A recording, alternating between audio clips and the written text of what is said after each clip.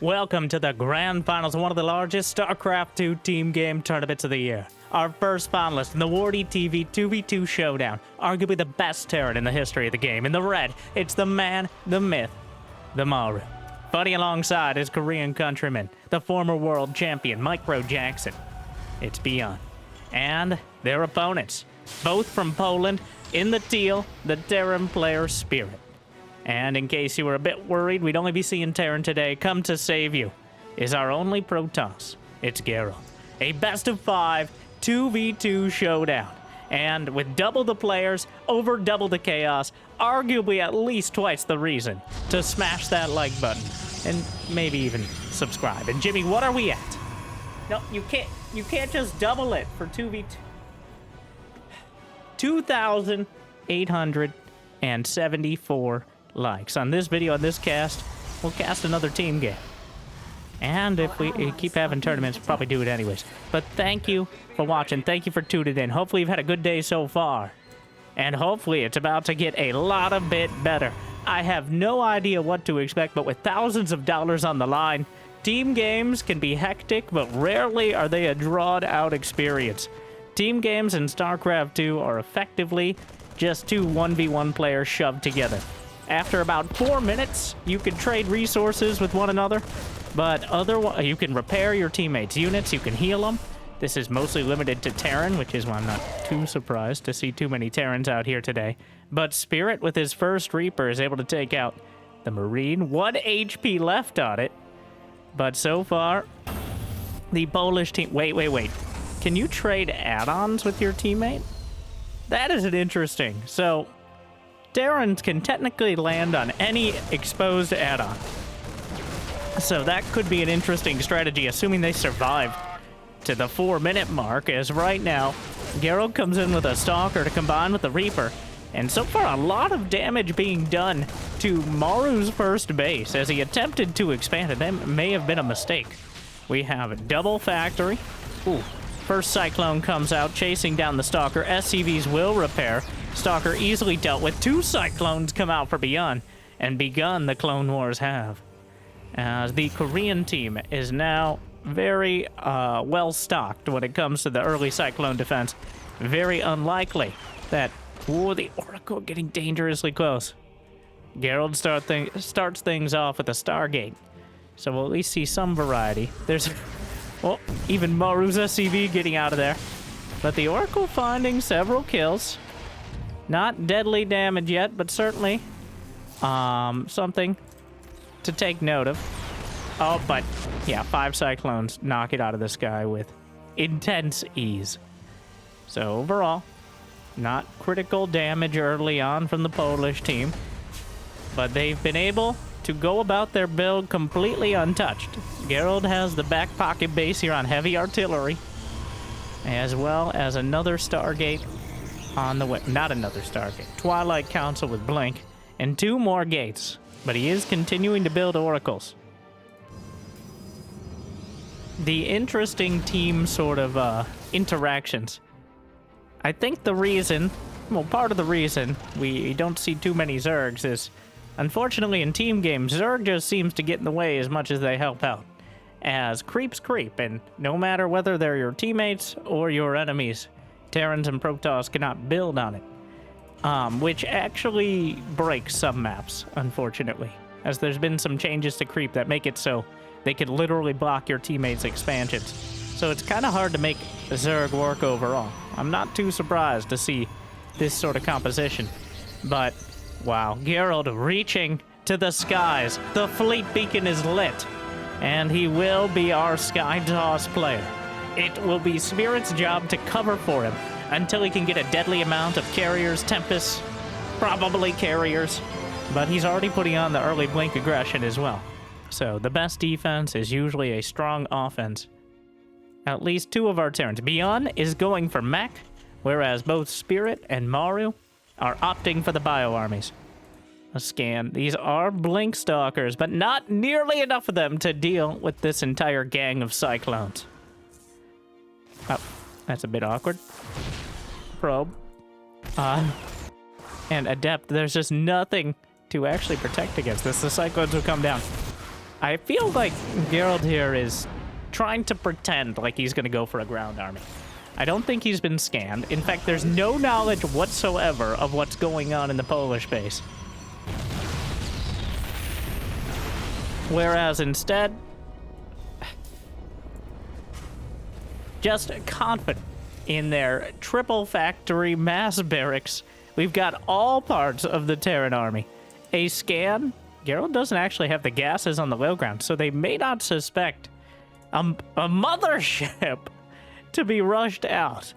But a mothership, and I'm going to call it a rush, as we're at only 7 minutes. He has no other Stargate units. Can you recall your teammates' units? I'm like 80% sure you can't. But that is far from 100, so we will see. Spirit executing a tank Marine push. Stasis already slowed down some of this. They're going to make it a little harder for the Marines to actually kill anything. The Bioclone army is chasing down the Stalkers, but the Marines come in, takes out the missile turret. Maru doesn't have that much here to defend, and the tanks will come as a nasty surprise to any units trying to reinforce.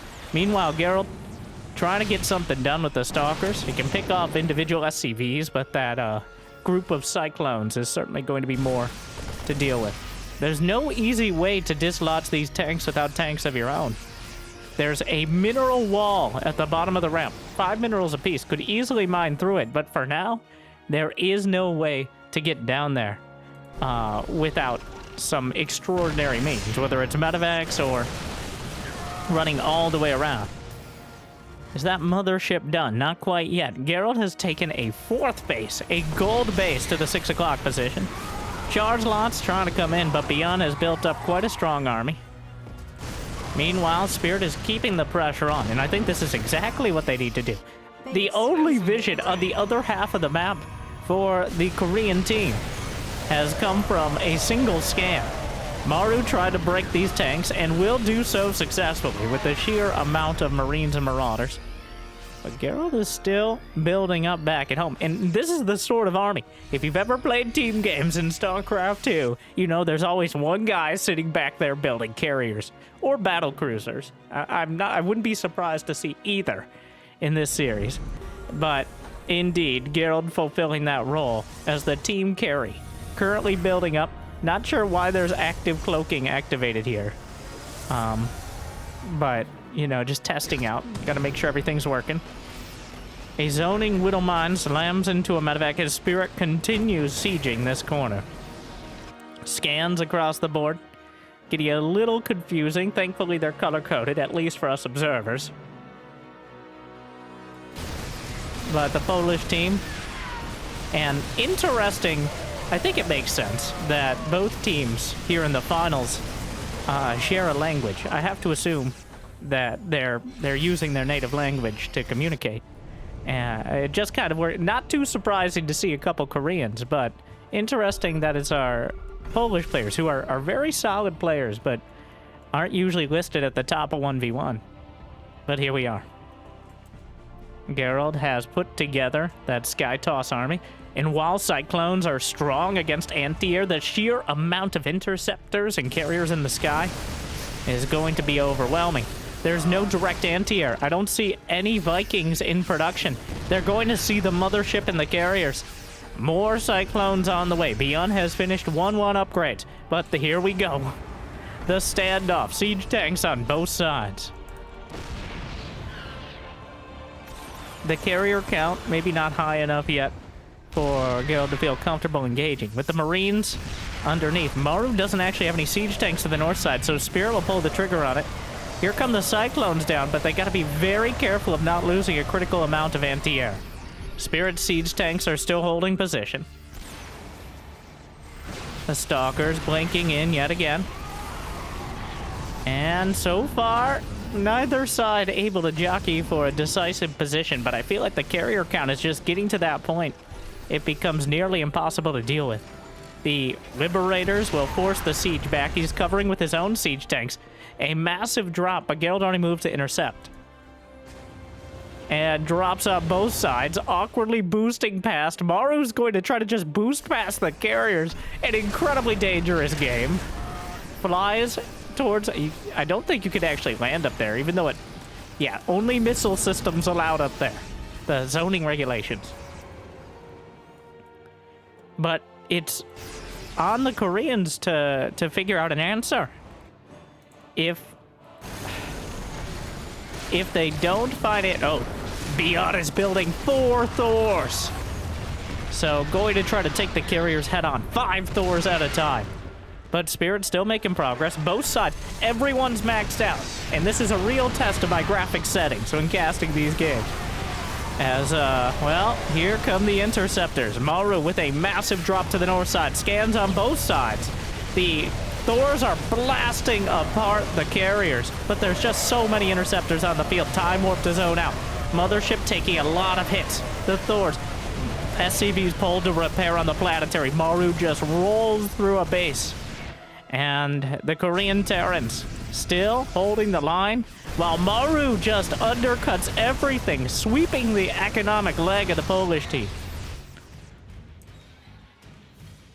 Scans, looking for any bases they may have missed. Recalls back to defend at the natural. Gerald will move to defend Spirit's base, because at this rate, Maru will make sure he's spirited away. Gerald whipping out the interceptors. There's a lot of Marines, but I don't think there's quite enough. What are the air upgrades? He only has +1 air weapons up against Maru's 3-3, so actually the Marines may be able to fight the interceptors heads up if Gerald isn't careful with his positioning. Oh my. Heavy metal here on heavy artillery as BATTLECRUISERS Thors are crushing through the front line, and without the sky toss to back it up, Spirit will be driven away. The carriers are trying to hunt down the medevacs, but they're slippery creatures indeed. There is no recall. Where's the mothership? The mothership does have a recall available. So Gerald is... Yeah, as we see here. Gerald recalls to try to engage the Thors alongside the Marines. Time warp is used. It only catches a few of the Thors, but the sheer amount of carriers that have arrived. The mothership on the backline, using active cloaking. Maru is gunning the main base. There's not much to defend a single siege tank targeting the orbital. Spirit has 3-3 upgrades, but only +1 mech weapons as well. The Sky Toss army overrunning ByuN's bases. Just now, what is under... Is that a deep... Spirit has a depot blocking the gold base. And the planetary will be taken down. Thor's overwhelmed by the sheer number of interceptors.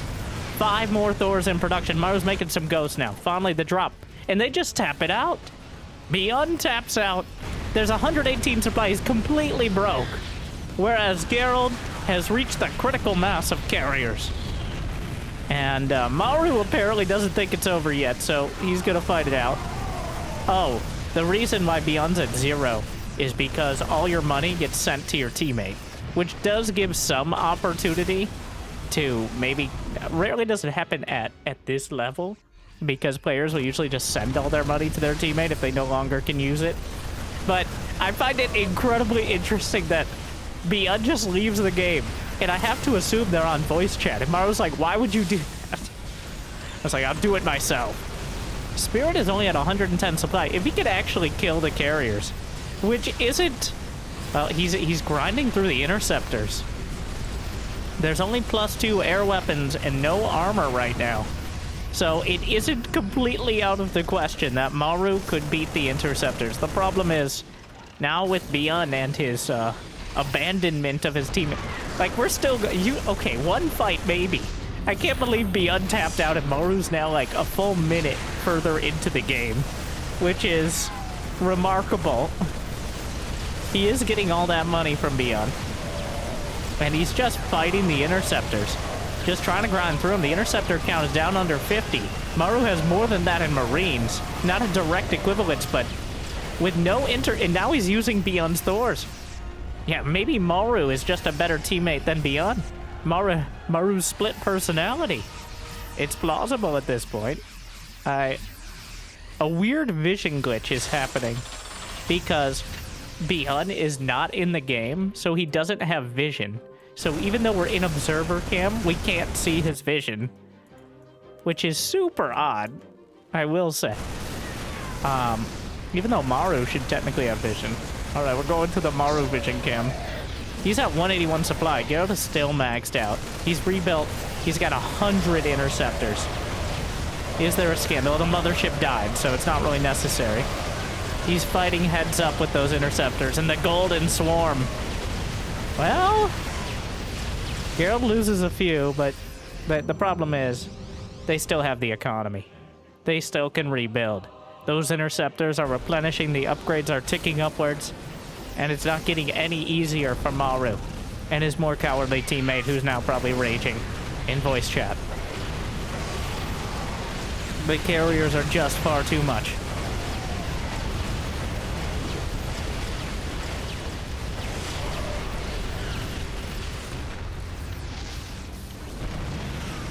Spirit is under 100 supply, so still the boys are pulled. One last gasp here. There's only one siege tank, another one in an awkward position. Some pings going out from the Polish team. It's some Archons and Storm on the way, as Maru demonstrating that carriers alone are not enough to deal with the well-upgraded Terran army. He's got 10 medevacs and they're almost entirely out of energy. And I am endlessly amused that we are 3 minutes past BATTLECRUISERS leaving the game, and Maru's still like, nah, I got a shot. And you know what? He still has ghosts.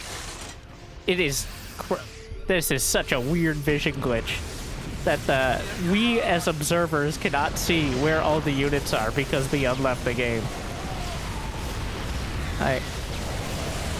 EMPs across the board, Archons evaporating, the interceptors as well. The combined Terran forces of the Maru conglomerate are continuing, you know. Storm is on the way, feedbacks on some of the ghosts, but the amount of work that Maru is getting done right now, is it finally too much? The ghosts are dying. I think there's just a few too many carriers.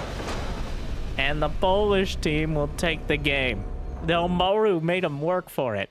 Would that have looked different if ByuN stayed fighting in the game? I'm not sure of having that extra boost. So you can trade. There is no tax. There's no tribute like there is in Age of Empires, for example. You can trade your resources with your teammates past like the 4 or so minute mark. But at the same time, you get directly transferred all the resources your teammate is mining when they leave the game, which is a much more reliable source of income. For like 2 minutes there, Maru just got enough money to build, and I think he was still building out of ByuN's production. So, oh my god. Wow, ByuN. So, good luck, have fun. Good luck, have fun. Spirit. Gerald didn't even say anything. ByuN says Spirit BM because Maru, because he didn't type GLHF. Maybe Gerald typed it before the game started. So, fun fact, that in replays, if somebody types during the countdown, like the 3 seconds before the game starts, it doesn't show up. So sometimes we get these awkward moments where somebody's responding to those first few seconds, which I have to assume. Or he's just trash-talking Spirit in general, which, you know, triggering Terrans is a great pastime of even Terrans. It's not a difficult pastime, just a fun one. And Jimmy, can we switch their sides so it makes some sense? No? No. Apparently even the observer overlay is not really designed.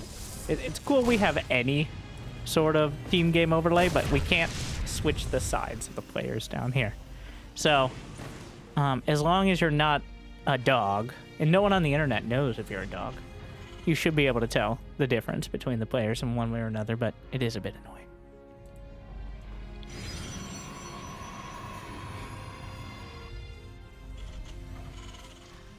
Maru with a triple Rax. I love to see the combined mech and bio force. Almost like playing two different races for Maru and ByuN. but eventually the carriers just too strong. Though it kind of seemed like I'm sorry, distracted by the adept. If he had gone Storm earlier, it would have worked out a lot better than just mass carrier. That's usually the case. Usually like 6 to 8 carriers in 1v1 or team games, but having Storm deals with the major threat, which is running out of interceptors before you actually overwhelm the army.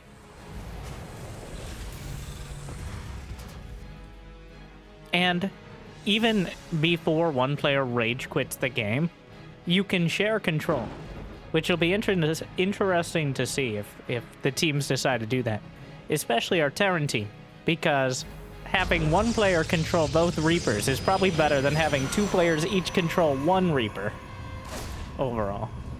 But honestly, pro players, I think, rarely choose that option. There's a reason why Archon mode was not widely popular. It's like, why don't we take the most stressful game mode, 1v1, and then force you to work with teammates? Wow. ByuN just outmaneuvering the clones. Doesn't even lose one, but Gerald's gonna come in and finish the job. Gets an SCV and gets out.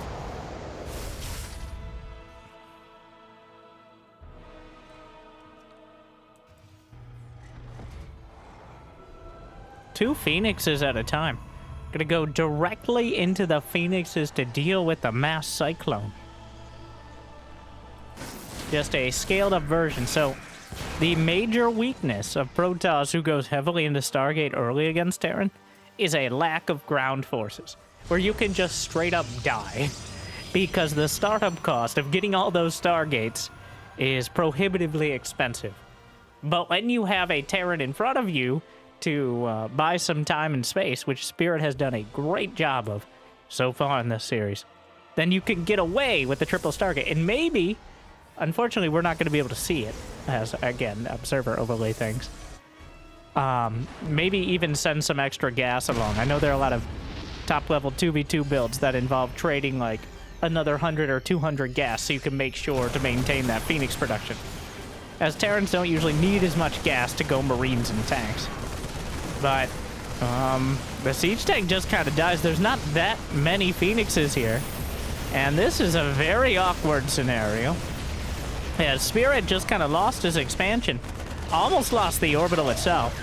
The Phoenixes are cutting out the reinforcements, but the damage has already been done. Viking chased down. Another Phoenix is taken down. Gerald, no! No, no, no, no! Oh, it's a disaster. Well, oh, that's very bad. The one thing they were banking on, these Phoenixes, have now been cut down. There goes the Oracle.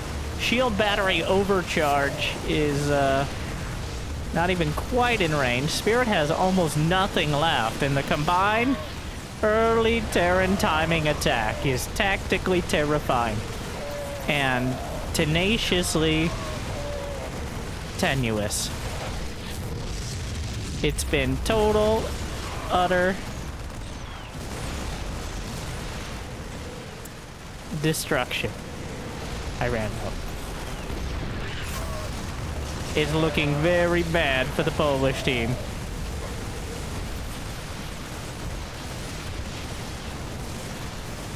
The Phoenixes are pretty much out of energy. The Marines and Marauders are still going. It looks like game 2 will be headed towards the Korean Terrans. Maru and ByuN strike back with a vengeance. ByuN strikes early with calling out Spirit, and then they follow it up. They both have 3rd command centers on the way on location. So, just no more opportunity. Gonna go for the pylons, depower all of the Stargates and the Robo, and any sort of hope that is left. They just keep trickling Marines across the map. Appreciate the effort, but yeah, scan. The fact that there's a 3rd command, it's over. They're what we like to call in the business super dead. GG. Game 2 goes to ByuN and Maru.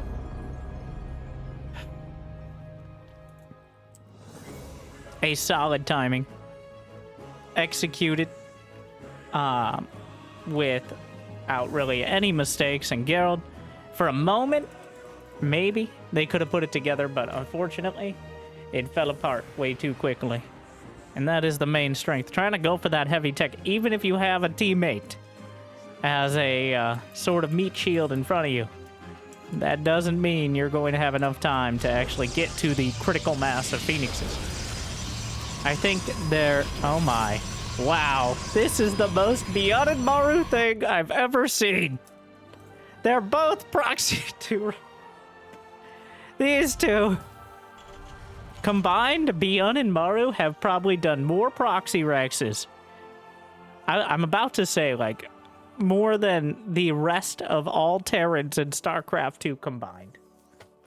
Like, in professional games. That's probably not quite true, but individually, I wouldn't be surprised if they were in the top 2 of proxy rexers. Like, historically, both of them, to a fault, have done these sort of cheeses.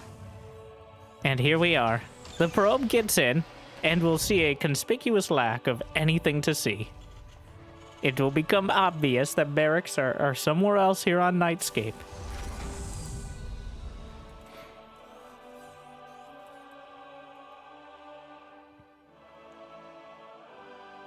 Well, just building some depots over here. Might as well use the SCV while you got it out there. It's not going to go back and mine, so. They're both going double proxy racks, Reaper. We're here to win. This is what happens when you put money on the line. You think you're going to have a big back and forth macro game? No, look at how hard we can proxy.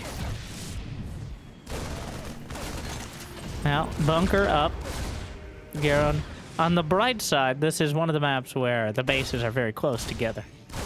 Most maps have that nowadays. It used to be there were more maps in the pool where the main bases were spread out, so it'd be very easy to isolate and then just kill one player and then move on to the other. Because there's really no defending 4 proxy racks as a single player without any support from a teammate. It just doesn't, there's no math there. A bit dicey. That's optimistic to have a single adept, but the shield battery, perfect placement. That adept at 2 HP, which is 1 more than it needs.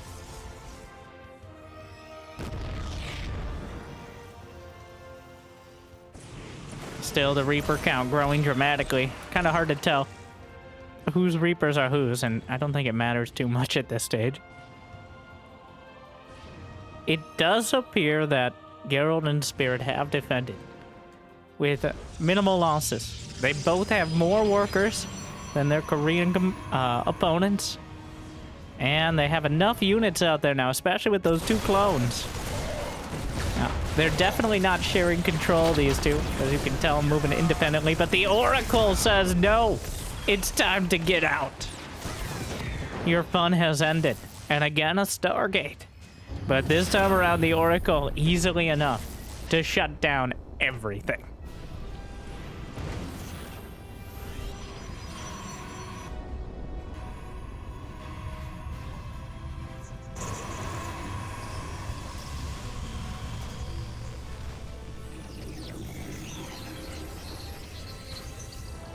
Three command centers for Spirit. You might not be able to defend them quite yet, but momentarily. The big downside here, of course, is the barracks are now floating back home. They're not producing units. There's not going to be very much on the ground at all. And that Oracle is already enough to shut down anything else. So, quite a window for Gerald and Spirit here. Yeah. Oracle split off. Those barracks just sidling back home. Now, interestingly on this map, is the pocket gold behind a set of rocks. So only if you really have a floating command center, maybe can you take full advantage of it. But there is a gold base with 2 gas geysers, which is a bit rare. Usually, especially in 1v1, they come with 1 gas geyser. Though, it really depends. in order to minimize their effect, especially if they're near the main base. But in 2v2, we just throw it out the window. Spirit seems to know about that base. Honestly, I'm not sure how much the Korean Terrans have ever played 2v2 before today. I know they've showed up for some of these 2v2 tournaments, but a lot of pro players, it very simply isn't a commonplace mode because of a wide array of potential balance issues. But I think the lack of experience from a lot of players makes it a little more interesting. And if we had more and more 2v2 tournaments, I don't know if it'd get better or worse, but it'd certainly get more interesting. So, but cool to see. And this has evened out into a pretty standard macro game. I think the Polish team has a bit of an edge. They've been able to get not only a second, but a third base. Maru ByuN working their way there as well. And clearly, ByuN has realized that those rocks exist. He's going to be going for the gold. Is that Hyper Shees? Well, well, well. Hyper Polite Banshees from Maru. Which... does he already have Cloak? He does. So he's just going Mass Banshee. Which is just quite... wow. I don't know.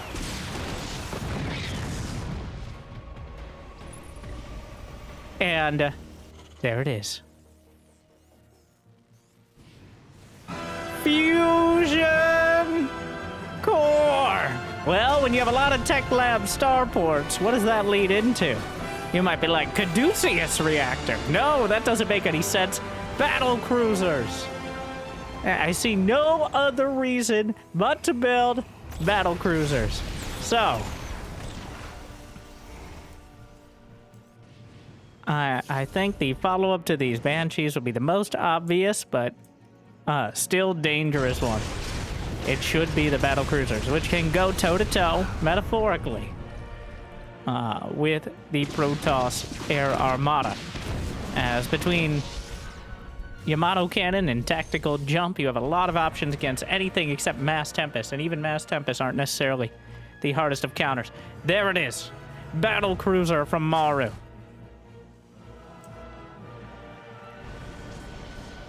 Two Battle Cruisers at a time.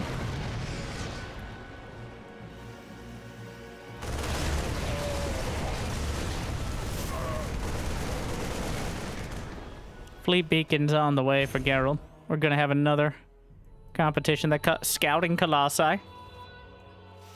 A bit of an awkward one. Fusion Core. Yamato Cannon on the way. We'll see how many battle cruisers. Will he just jump immediately, or is he going to try to build them up and then swing them in as a game-ending surprise?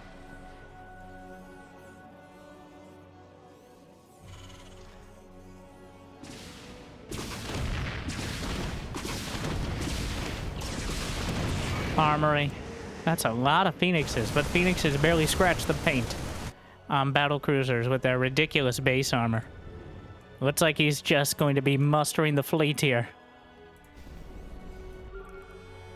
Oh, scanning. Kind of an odd scan.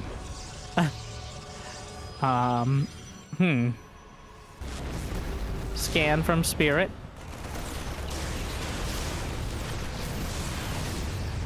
Maru with the Cyclones on the ground, building 3 battle cruisers at a time. As both players, both sides, build up their fleets. And, interestingly, Maru does not have any upgrades. He's just now getting double armory, which feels a bit on the late side of things, certainly. Considering that he already has 3 battle cruisers going on 5. ByuN has 155 supply. Remember, this started with the proxy racks. Yamato Cannon is online. I have no idea how this goes. A scan will spot the carriers in production. He's actually getting Phoenix range as well. air weapons upgrades go a long way towards making those battlecruisers significantly more effective. Or towards making your units more effective against battlecruisers, which have a ton of armor. Probably more than a ton. Like many tons. You got the idea. Also, ghosts on the way for ByuN for ground support. Scan.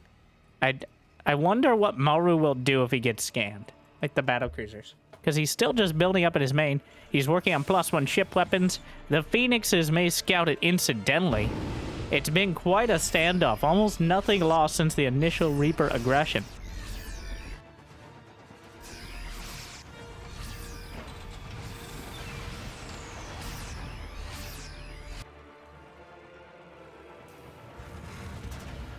Three battlecruisers at a time. Fusion core on the way for Spirit. Scans, a volley of scans across the board for the Korean Terran. Not sure who's queuing up this sensor tower. But somebody's queuing up a sensor tower in the middle of the map. More scans. The battlecruiser count. He's at 7 cruisers and counting. And one of them gets spotted. The fusion core, the double armory. It is now known.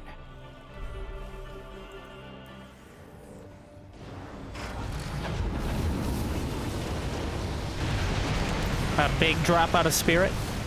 Trying to drag some of the attention away, but the battlecruisers jump in! The tactical dunk! He can line up the shots. He's actually gonna lose one. No Yamato cannons. Maru now lines up a volley you can't run. From downtown, the Yamato volley obliterates several. And ByuN has some turrets at the front. Sensor towers are getting very confusing. As it's kind of unclear whose is whose, but the very center is controlled by the Korean team. 5 battlecruisers at a time. I'm not sure how much of a stimulus package he's getting from ByuN. I don't think he needs one. He's at 1, 2, 3. He's at 5 bases right now. The income is redonkulous. And mass turrets up against carriers and colossi. We have tectonic destabilizers on the way as Gerald shifts into Tempest production. Spirit is going to have massive Vikings as well. And slaps down a revelation. They spot the battlecruisers. Do they have Yamato cannon? Tactical jump is up. Yamato cannon should be online for all the cruisers momentarily. And he's trying to line up some shots. You can see him there. Not gonna waste it. No, EMP will save you. Yamato cannon. And wow, the battlecruiser's just shrugging off most of the attacks here. May lose one. The Tempest starting to do real damage. The exchange is over the top. He jumps back home to deal with the drop. And the Marines might be able to take down one. One cruiser taken out.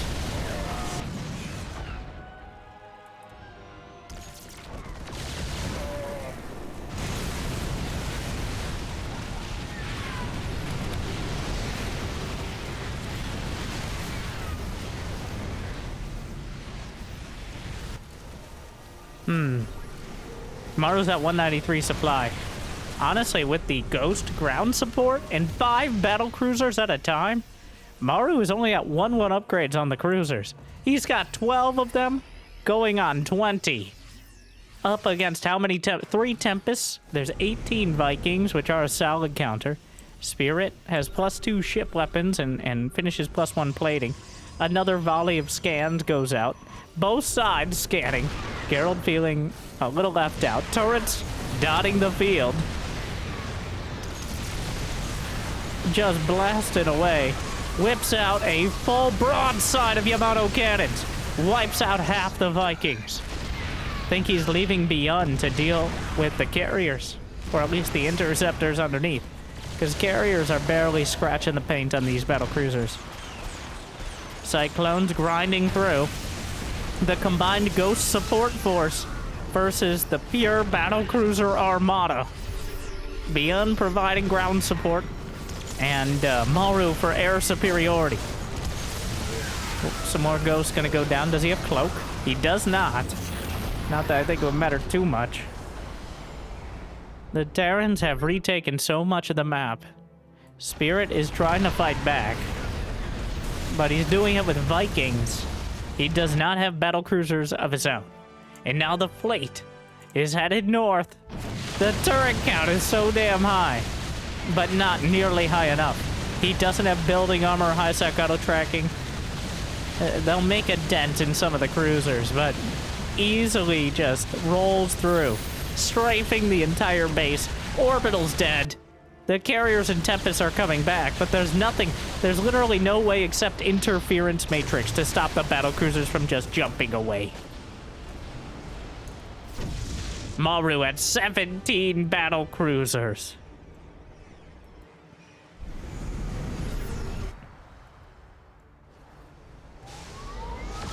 Fires off a Yamato. Seems like overkill. The Vikings, but tactical jump is on cooldown for quite a while. Maru getting a little forward. EMP doesn't affect the Vikings. Another wave of Yamato cannons. I don't think he cares too much what he hits as long as it's something in the sky. But the Polish team is striking forward. Maru got a little forward with the cruisers, forced to retreat. The interceptor count is damn high. Active cloaking is required. A Thor will go down. The EMPs at the back still helping out. But again, the Viking count is so damn high. The mothership holding it down as the Vikings are fighting against one another. Another attempted volley of Yamato cannons, but the Viking count is just overwhelming the cruisers. And Maru is knocked down to 120. Gerald is still at 200 supply. His carriers, he lost most of his interceptors, but almost none of his carriers. He's only lost 2 carriers the whole game. Maru has lost 19 battlecruisers. They don't have the budget for that. The battlecruisers are focused and taken down, and the combined efforts of the Protoss and Terran will be enough to overwhelm the fleet. A great show of teamwork there from the Polish team. I think Maru getting a little ambitious with the cruisers if he had jumped further away and just held off and worked the cooldown, but no. It wasn't enough as the Polish armada knocks him out of the sky and brings him to match point. Beautifully executed. Very cool to see the battlecruisers, but Maru, a bit forward with him. Spirit, I think I was a little critical, mostly because I wanted to see mass battlecruiser. But the mass Viking call ended up being by far the right one, as you just can't give enough targets in order for Yamato cannons to be effective. So minimizing the effect of Yamato cannon by overwhelming it. They can't kill all of us. And Vikings can minimize battlecruiser. Technically, Vikings can outrange battlecruisers at all times by kiting them back. But it requires that pinpoint micro that I think Spirit was very much on top of. I feel like ByuN and Maru are playing like 2 players next to each other, whereas Gerald and Spirit are playing like a team, and that is paying off for them.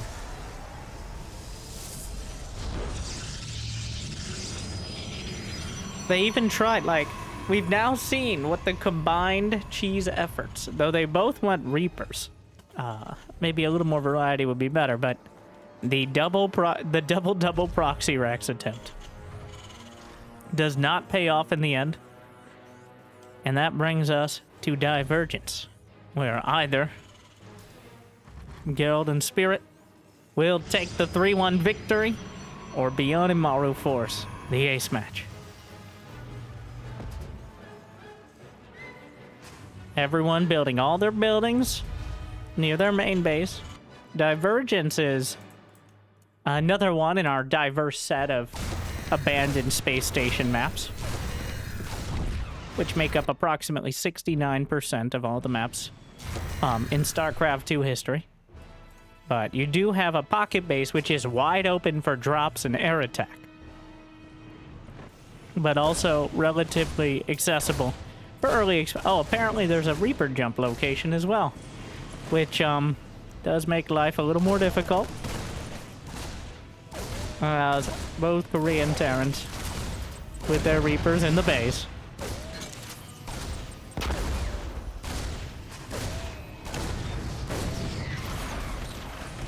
knocks down one. And Maru's Reaper will sneak over to the side, and it's going to be a Stargate yet again. The Stargate does feel like the right call. He just overcommitted in the game on Emerald City, which we were denied a late game on Emerald City, which I'm still disappointed in. That is probably our most widely accepted and balanced map, but a balanced map means you can also win in the early game. Balance doesn't mean you can just turtle to 3 bases and mass battle cruiser. It means there's a wide variety of gameplay. Second Stargate on the way. Gerald and Spirit actually, do they switch colors? Am I crazy? Doesn't matter. Team Blue versus Team Red.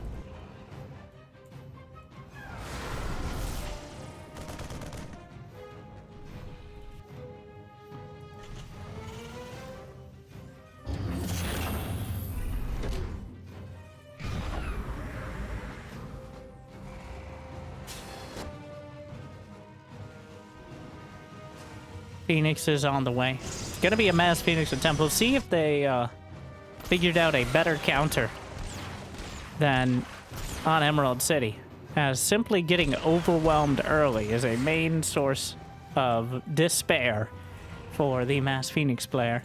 Now, this map is definitely more defensible. Siege tank on the high ground. He's actually given Spirit both the back bases here. So there's only really 1 point of entry for the ground army, which is much easier than having 2 split bases to have to defend independently. Well, that Oracle's not going to have a good time.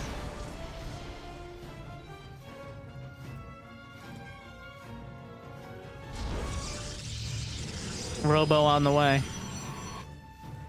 Maru's going to be going for the Bioforce. ByuN, making it happen. Viking landed hunting down a Marine.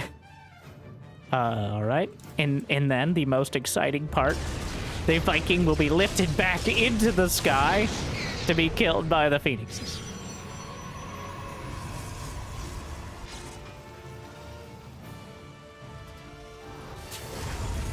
Two armories on the way. Raven, interference matrix.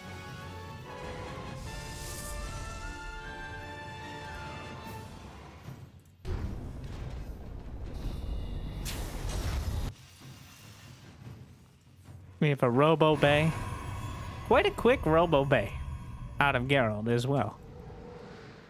He's got a Forge.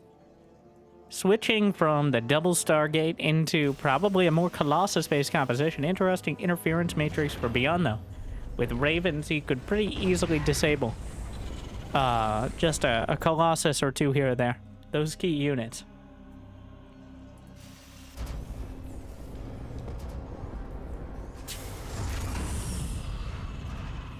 One of us. One of... Maru. Quick push-up. Yeah. Happens to the best of us. Phoenixes pick up some of the SCVs. Maru at 46.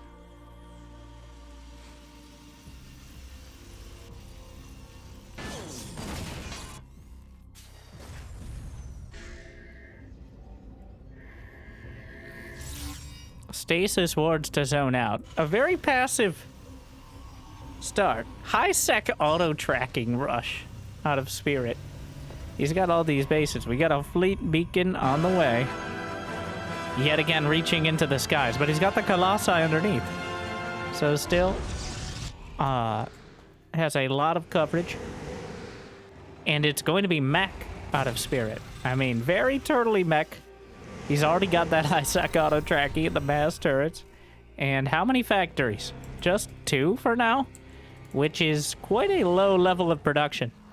So many turrets out there. And by that I mean 4. Which, well, it's 4 times as much as 1, so... It's trying to salvage it. Now this is, okay. Well, that happened. I'm pretty sure that went a little better for the Terrans, but kind of unclear. 3 Phoenixes and 4 Cyclones dead in total. scan spotting for the inevitable drop. Spirit very aware of this as a threat, but that doesn't mean there's not an opportunity. Maru not going to take the chance. Instead, just drops out first. Army's headed towards the center.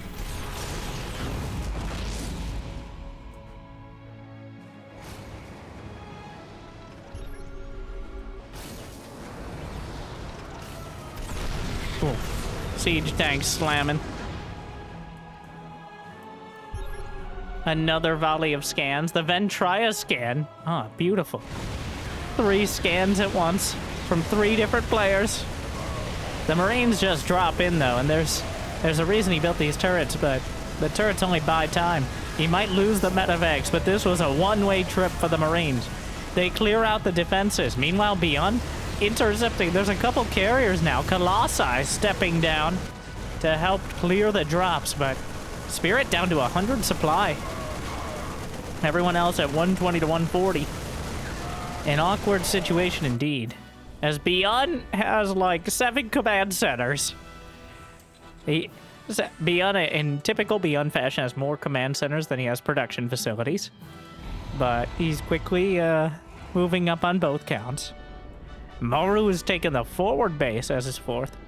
Gerald has 4 bases. Spirit only at those 3. And the standoff kind of continues. That middle of the map checkerboard here, I think you can technically move any units through, but ByuN realized that you could just turn this into a, well, he's going to start playing chess, whereas everybody else is going to try to play checkers and fail horribly. Oh my. Well.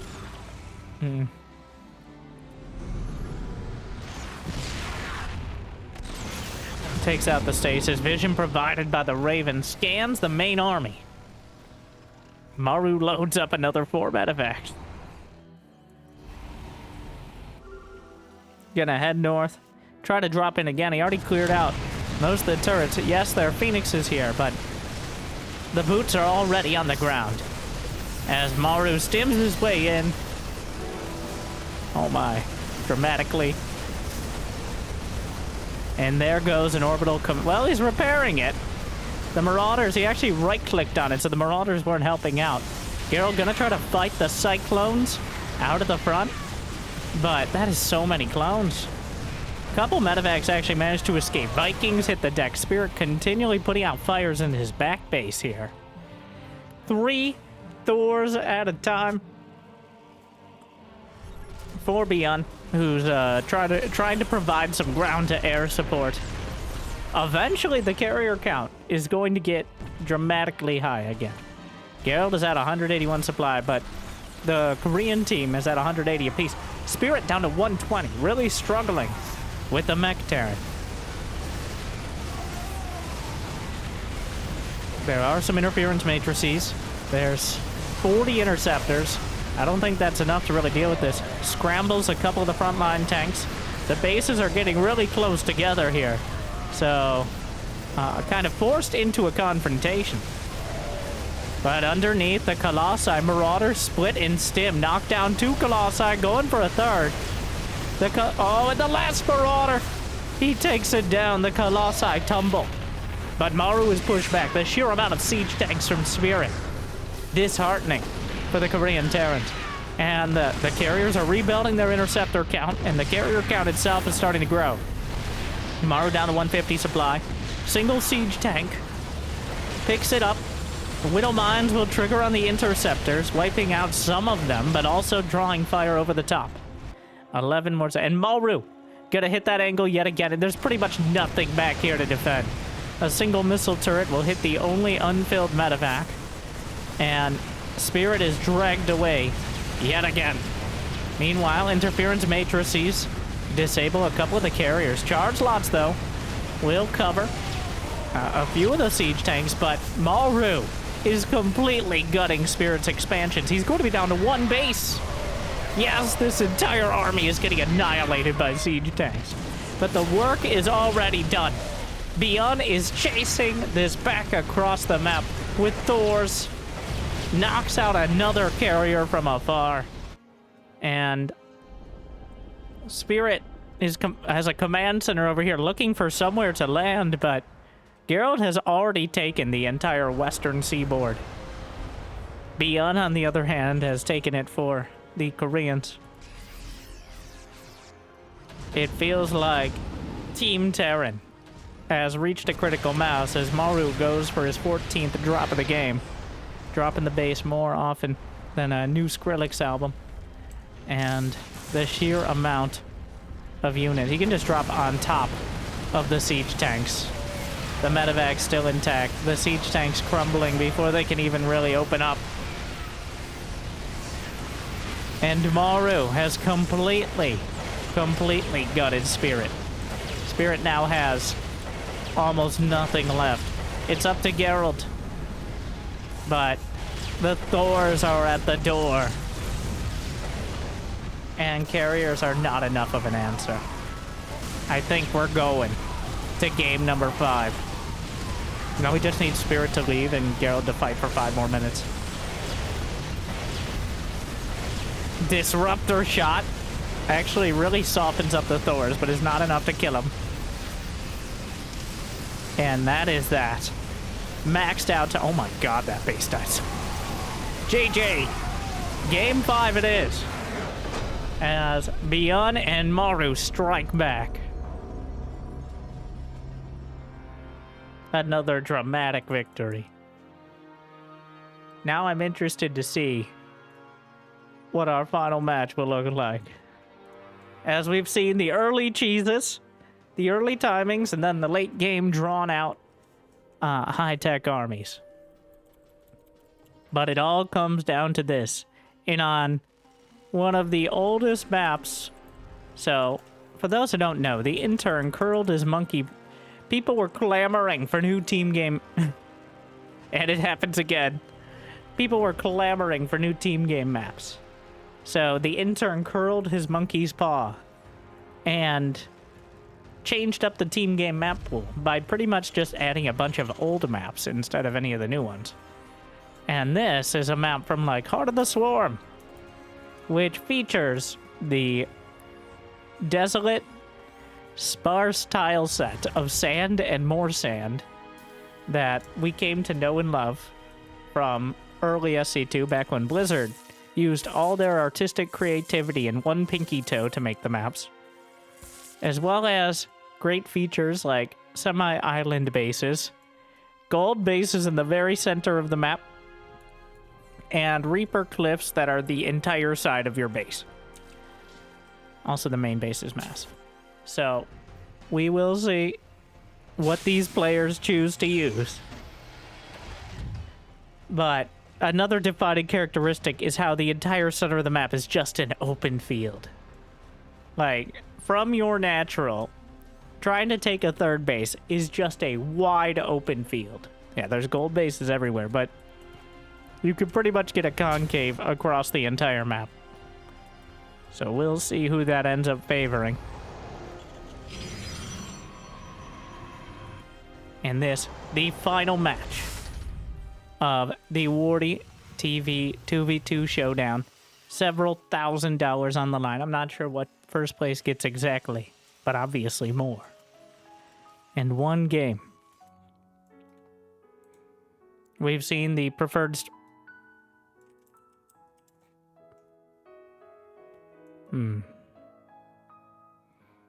Interesting. A Twilight Council first. From Gerald.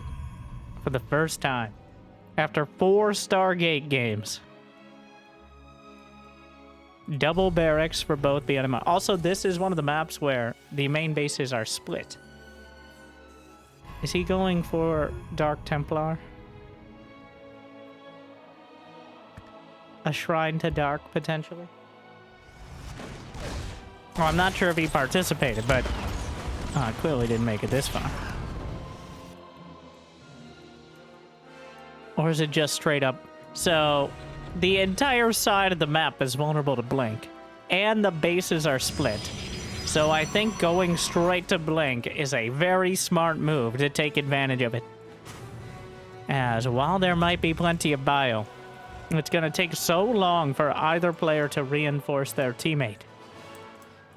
Now, what will Spirit do? He could bring siege tanks into position to cover for this Blink Stalker push. And he could use scan to allow the Stalkers to blink up. This may be our greatest demonstration of actual team games. Assuming that, yeah, 5 gates on the way. A lot more than you do. 6. Okay. Well, this is all sorts of in. Finally, the Polish team is pulling the trigger on a potentially game-winning attack. If this fails, well, all their hard work. Triple racks from both Korean Terrans. ByuN and Maru falling back to their classic tactics. Or you could just jump a Reaper up, I guess. No, the Reaper has to jump on this side. I take it back. I'm reasonably sure. Is that? I don't know if that's just like a rock that's there, or if it's actually a Reaper jump location, but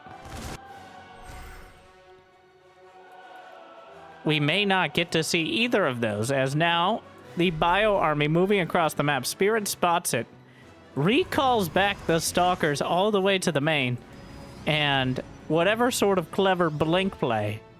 Wow, engineering bay just to, I guess, distract here. And blink is done. There's a lot of Stalkers on the field. That is a lot of Terran. But a siege tank as well as blink Stalkers. There are no medevacs. Scans across the board. They're gonna split and stim and go for it right now. Is there a shield battery overcharge? Not using it yet. He might not have the energy. He might not need it.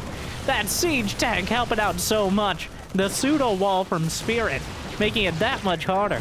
And Gerald just with more than enough Stalkers to drive the Terrans with their tails stimmed between their legs back across the map. So instead of just executing a blink timing into a Bioforce, they've cut down the Bioforce. And now a scan up to the high ground will allow the Stalkers to all blink in. And just targets the tech lab. There's going to be a siege tank underneath to cover any sort of retreat or reinforcement.